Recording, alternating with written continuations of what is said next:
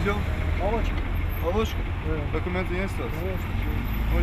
Это партия молочных продуктов из Кабардино-Балкарии. В основном творог, кефир и молоко. Сотрудники Россельхознадзора в первую очередь проверяют документы. Пристальное внимание при этом уделяется сопроводительным ветеринарным листам, которые обязательно должны быть у перевозчика. Он постоянно ездит.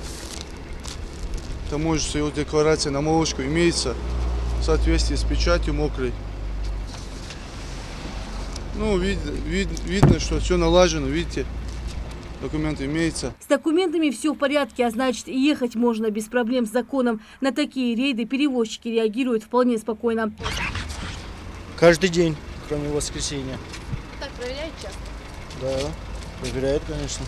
За 2017 год сотрудниками Россельхознадзора выявлено 42 нарушения, в том числе 420 килограмм продукции, которая в регион попала незаконно и представляла опасность для потребителей, утилизирована. В отношении нарушителей составлены административные протоколы и выписаны штрафы. В основном возят яблоки, ну вот через порт приезжает, в основном возят яблоки, а так крупный рогатый скот, мелкий рогатый скот.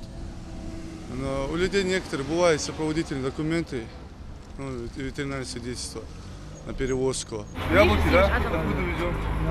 Значит. Больше ничего, да? За перевозку продукции без сопроводительного документа штраф составит от 3 до 5 тысяч рублей. На ветпостах за порядком следят закрепленные инспекторы и участковый ветеринарный врач. У частных перевозчиков, как правило, с документами проблем не возникает.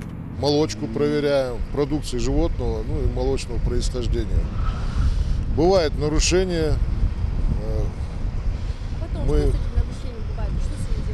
административно составляем протокол по нарушениям и отправляем по месту. Такие рейды будут проводиться и дальше, выявлять и наказывать нарушителей, чтобы ни один потребитель не пострадал от некачественной продукции.